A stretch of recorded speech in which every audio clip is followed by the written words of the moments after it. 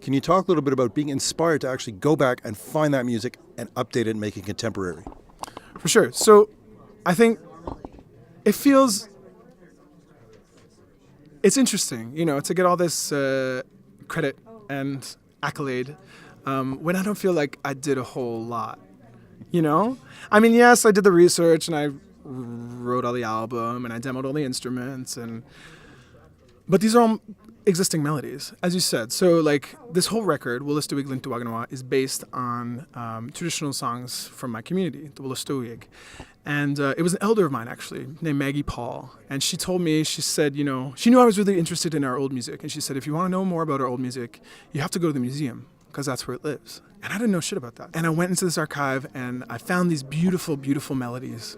And I had to contextualize them. I had to give them a little life again, And so that's my artistic process, was to go into this museum and reimagine what my ancestors laid down for me. I think about that sometimes, like 110 years ago, an ancestor of mine leans into this megaphone and sings a song. And then a century later, somebody picks it up and writes an album. How are we living this? It's like, it's a wild continuation.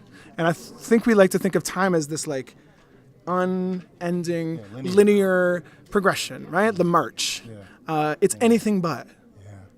Past, present, and future, all in one, all together, And this album, this is the continuation. It's a beautiful thing. I wanted to ask about what is next on your horizon. What are you going to be doing after this?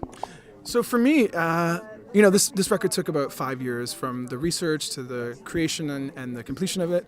I'm in no rush to pass it by. I think this music industry works on a very, very quick schedule, to say the least. And I think I don't really have much interest in creating on that schedule. So what I'm very excited to announce in terms of where we're going with this work is that at the end of this year, in early 2020, we're going to be performing this record with orchestras across this country. So I'm very, very excited to share the breadth of everything that this music is, right? Because it started with those melodies, right? But for me, when I heard those melodies, it was symphonic. And so it's about realizing that vision. And so that is the next step for me. And then we can talk about other records and whatever, like we'll get there. But for me, I want to keep doing this record in increasingly expansive ways.